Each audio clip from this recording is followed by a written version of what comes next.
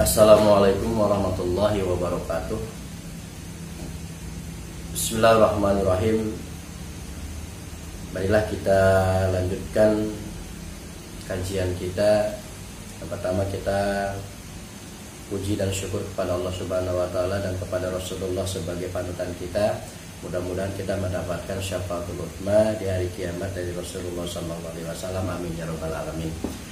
Baiklah jamaah semuanya, kita lanjutkan kajian kita yaitu kitab Tanqihul Qaul, yaitu di bab ke-8 di Fadilatil Azan, yaitu keutamaan azan.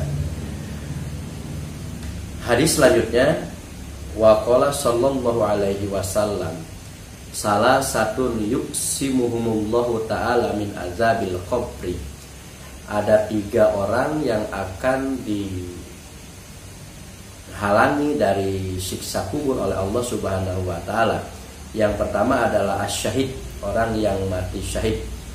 Syahid itu ada 3. Yang pertama adalah syahid dunia, yaitu dia berperang dengan tujuan ingin mendapatkan harta rampasan, maka dia itu termasuk syahid dunia ketika terbunuh.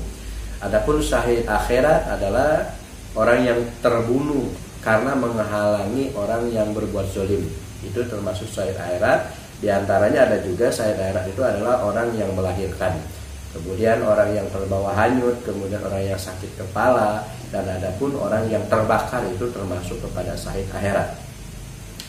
Adapun syahid yang ketiga adalah syahid dunia dan akhirat. Syahid dunia dan akhirat ini adalah berperang dengan tujuan karena ridho Allah Subhanahu wa taala dan niat meninggikan kalimat la ilaha illallah Muhammadur Rasulullah, atau disebut dengan jihad fisabilillah. Akan tetapi bagi kita jihad itu adalah jihad hawa nafsu, untuk menghalangi hawa nafsu kita.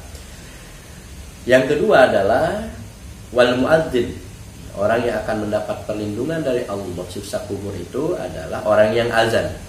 Siapakah? Aili wajhillahi ta'ala la tadlubu ajra min ahadin, yaitu orang yang azan karena ingin mendapatkan keridhaan dari Allah saja, tidak ingin dibayar oleh orang lain. Bagaimana kalau niatnya dibayar oleh orang lain? Nah, ini juga tidak termasuk orang yang ingin mendapatkan keridhaan dari Allah. Dan yang ketiga, wal mutawaffa yaumal jum'ah walailatil jum'ah, orang yang meninggal di hari Jumat dan di malam Jumatnya. Nah, ini orang yang akan terhindar dari siksa kubur. Sebagian ulama mengatakan paman mata minal mu'minina yaumal jum'ah aw lailatahu, barang siapa orang mukmin yang meninggal di hari Jumat dan malam Jumatnya, in udziba kana azabuhu sa'atan wahidatan, maka ketika dia disiksa oleh Allah itu hanya 1 kali disiksanya. Sumayan qati'a wala yauda ila yaumil kiamat, kemudian akan terputus dan akan hilang sampai hari kiamat sisaannya. Hari selanjutnya waqala sallallahu alaihi wasallam, law ya'lamun nas ma pin nidai wasoffil awal summa lam yajidu. Kalau seandainya manusia itu tahu keutamaan dalam azan, kemudian keutamaan di barisan pertama ketika sholat berjamaah, sumalam yajidu, kemudian dia tidak mengetahuinya, tidak menemukannya keutamaan itu. Kalau seandainya dia tahu, illa ayyastahammu, terkecuali diundi. Diundi, saya dulu, kamu dulu, hari ini adalah saya, besok adalah saya lagi dan sebagainya. Itu kecuali akan diundi untuk mendapatkan keutamaan azan dan di barisan pertama, illa ayyastahammu alaih. Lastahammu, maka akan diundi dengan keutamaan azan dan di barisan pertama. Jadi ketika kita sudah sampai ke masjid untuk melakukan sholat berjamaah dan kita lebih awal datangnya, maka jangan mempersilahkan orang lain untuk ke depan, maka harus kita yang di depan agar kita mendapatkan keunggulan di barisan pertama ketika sholat berjamaah. Walau ya'lamuna ma fit tahjir, dan seandainya kalau manusia itu tahu di dalam keutamaan bersegera, lastabaku ilaihi, maka mereka akan berlomba-lomba untuk bersegera untuk melakukan sholat. Walau ya'lamuna ma fil atamati wasubhi, dan kalau seandainya manusia itu tahu akan keunggulan sholat berjamaah isya dan subuh, la atauhuma walau habwan, maka mereka akan datang, akan melaksanakan walau habwan, meskipun jalannya sambil terseok-seok. Nah ini kalau mereka tahu manusia itu keunggulan sholat berjamaah dan sholat isya, meskipun dia terseok-seok, jalan kakinya pasti akan menghampiri dan melakukan sholat berjamaah. Di hadis lain mengatakan bahwa man sholal isya fi jama'atin, barang siapa yang sholat isya secara berjamaah, faka'annama qoma nisful laili, maka sama dengan melakukan sholat setengah malam. Nah, ini siapa yang mau sholat setengah malam ya, dengan jumlah yang begitu banyak, maka diikuti dengan melakukan sholat isya berjamaah. Wa man sholat subhi bi jama'atin, dan barang siapa yang melaksanakan sholat subuh secara berjamaah, faka'annama shallal laili kullah, maka seolah-olah dia sudah sholat sepanjang malam. Nah ini juga siapa yang mau melakukannya sampai sholat sepanjang malam, maka kita harus rajin-rajin melaksanakan sholat berjamaah. Unggulnya adalah, keutamaannya adalah dari sholat 5 waktu. Tapi dijelaskan di sini sholat isya dan sholat subuh itu keunggulannya sangat banyak.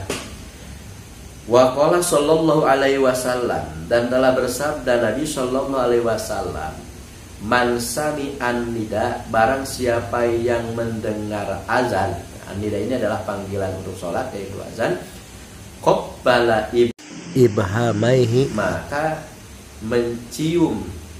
cium kedua jempolnya, jari jempolnya. Bawa doa ala ainaihi, dan dioles atau diusapkan di atas kelopak matanya. Kalau kita dengar azan, biasanya kita yang diajarkan oleh guru-guru kita ketika mendengar asyhadu anna Muhammad Rasulullah, maka kita cium kedua jempol kita dan diusapkan di atas kelopak mata. Apakah hanya seperti itu saja? Tapi kita harus sambil membaca marhaban bizikrillahi ta'ala qurrata ayuni nabika ya Rasulullah. Nah ini harus kita baca ketika ada asyhadu anna Muhammad Rasulullah, asyhadu anna Muhammad Rasulullah, marhaban, diciumkan ini, kemudian diciumkan ini, kemudian diusapkan sambil membaca marhaban bizikrillahi ta'ala qurrata ayuni nabika ya Rasulullah. Bagaimana hafal? Paling hanya hafal marhabannya saja ya. Ini jarang kita lakukan.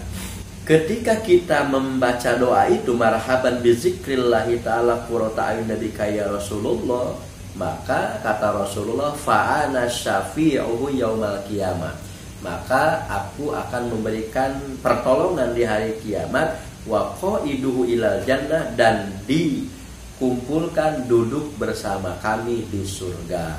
Nah ini bagus sekali ya kalau kita lakukan.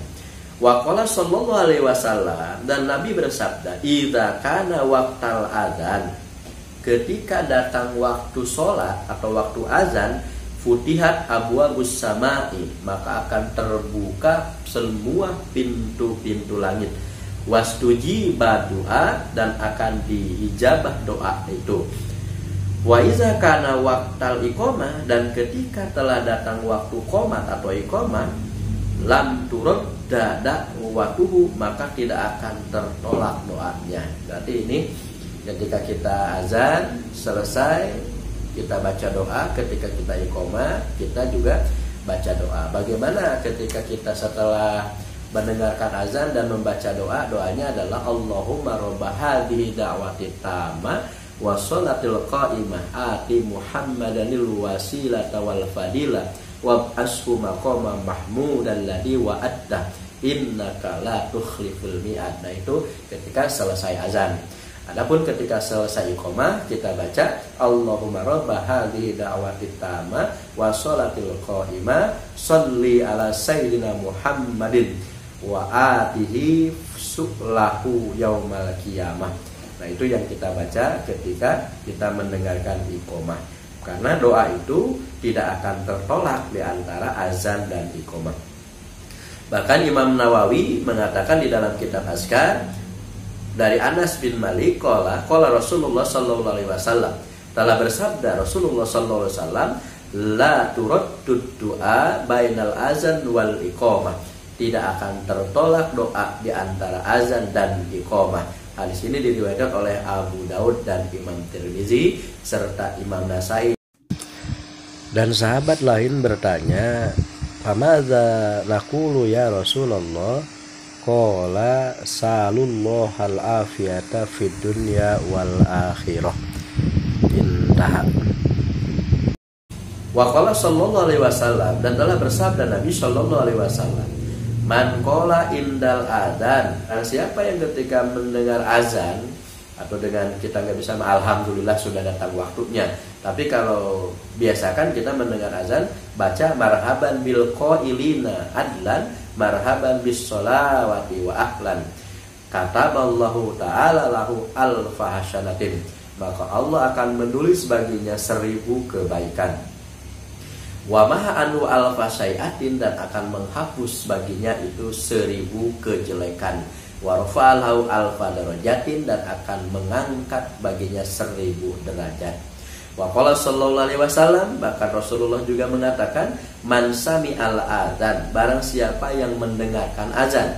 Nah, ini barang yang mendengar azan, walam yakbalu mislama qauluhul muadzin, kemudian tidak membalas apa yang diucapkan oleh muadzin. Artinya begini, ketika ada yang azan Allahu Akbar, Allahu Akbar, maka kita jawab Allahu Akbar, dan seterusnya. Fa innahu yamna'u minas sujudi yaumal qiyamah. Nah, bagi orang yang tidak menjawab azan, nanti akan dicegah oleh Allah sujud di hari kiamat. Idza sajadal muadzin, ketika apabila sujud yang ahli azan. Wah, ini rugi sekali bagi kita. Jadi kita tidak bisa sujud nanti di hari kiamat karena tidak menjawab azan, kecuali orang yang azan yang bisa sujud di hari kiamat. Nah, ini juga sebelumnya atau sebetulnya kita tidak pernah ya, makanya diusahakan ketika ada azan kita harus membalasnya, dan ketika ada iqomah juga kita harus membalasnya. Jangan sampai kita tidak membalas apa yang diucapkan oleh muazzin tadi. Lakin waroda ahadisa bil istisna. Nah, ada lagi yang mengatakan tapi ada warid kecuali dalam ucapan hayya 'alas shalah, hayya 'alal falah. Nah, kalau hayya 'alas shalah kita jawab la haula wala quwwata illa billahil aliyil adim. Begitupun hayya 'alal falah kita jawab la haula wala quwwata illa billahil aliyil adim. Jadi simpel. Jadi kuncinya adalah ketika Allahu Akbar kita Allahu Akbar. Begitupun yang kedua, asyhadu an la ilaha illallah kita jawab juga asyhadu an la ilaha illallah. Kemudian asyhadu anna Muhammad Rasulullah kita jawab asyhadu anna Muhammad Rasulullah dengan mencium kedua jempol kita, kemudian diusapkan di kelopak mata sambil membaca marhaban bi zikrillahi ta'ala qurrata ayunin bika ya Rasulullah. Hayya 'alas shalah kita jawab la haula wala quwata illa billah. Hayya 'alal falah begitupun kita jawab la haula wala quwata illa billah. Allahu Akbar la ilaha illallah. Nah, kita Allahu Akbar kita baca Allahu Akbar, kita ucapkan la ilaha illallah. Nah, kita buat la ilaha illallah baru kita membaca doa yang tadi setelah azan. Bagaimana ketika kita sedang di kamar mandi? Wa hakadza idza sami'ahu wa huwa 'alal khala. Ketika kita ada di sedang kamar mandi, kemudian azan berkumandang, apakah kita jawab? Maka ini tidak dianjurkan untuk menjawab azan itu. Enggak mesti begini. Ketika kita di dalam kamar mandi, maka kepala kita keluar Allahu Akbar. Nah, enggak bisa begitu. Tapi ketika sudah selesai mandi, kita akumulasikan apa yang tadi sudah diucapkan oleh muadzin. Andai saja pas kita keluar dari kamar mandi itu baru asyhadu alla ilaha illallah, maka kita akumulasikan tadi yang Allahu Akbar, kita jawab Allahu Akbar. Baru ketika asyhadu alla ilaha illallah kita jawab asyhadu alla ilaha illallah. Yang pasti sudah di luar kamar mandi, jangan ketika di dalam kamar mandi. Baiklah jamaah semuanya, Hadis selanjutnya adalah waqala Nabi sallallahu alaihi wasallam, dan telah bersabda Nabi sallallahu alaihi wasallam, salah satu fi dillil arsy yauma la dilla illa dillahu. 3 orang yang akan mendapatkan perlindungan aras, di mana hari itu tidak ada perlindungan terkecuali perlindungan Allah. Siapakah? Imamun adil. Yang pertama adalah pemimpin yang adil. Yang kedua adalah wa muazzinun hafidun. Yang kedua wa muazzinun hafidun, orang yang menjaga azannya. Artinya apa? Orang yang selalu mendawamkan azan di setiap waktu sholat. Yang ketiga adalah wa qari'ul qur'ana yaqra'u fi kulli lailatin mi'atai ayatin. Yang akan mendapatkan perlindungan dari Allah itu adalah orang yang membaca Al-Quran dalam semalam minimal itu 200 ayat. Tapi kita maknai dalam sehari saja. Berarti dalam semalam, berarti sehari semalam itu 200 ayat. Berarti kuncinya begini, ketika kita 5 waktu, maka zuhur itu kita 50, asar juga 50. Taruhlah kalau kita asar itu tidak pernah, maghribnya 50, isya juga tidak pernah, maka di subuhnya itu adalah 100 ayat, akan nanti menjadi 200 ayat. Bahkan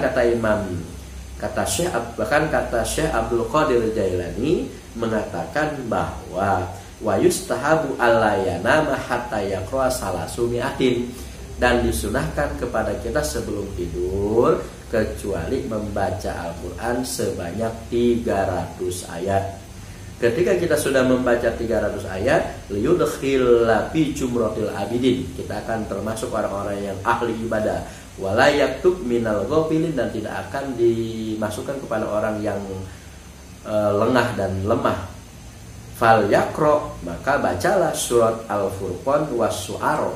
Nah, biasakan bacalah surat Al-Furqan dan surat Asy-Syu'ara. Mengapa? Fa inna fihima salasumi'atin, karena surat Al-Furqan dan surat Asy-Syu'ara ketika dijumlahkan itu menjadi 300 ayat. Itu menurut Tuan Syekh Abdul Qadir Jailani. Baiklah jamaah semuanya, mudah-mudahan kita termasuk orang-orang yang selalu melaksanakan perintah-perintah Rasul, terutama di dalam keutamaan azan, dan lebih banyak lagi yang tercover, yang terinci di dalam keutamaan azan ini. Di antaranya kita banyak membaca Al-Quran sehari semalam minimal 200 ayat. Itu saja, mudah-mudahan ada manfaatnya. Wallahul muwaffiq ila aqwamit thoriq. Assalamualaikum warahmatullahi wabarakatuh.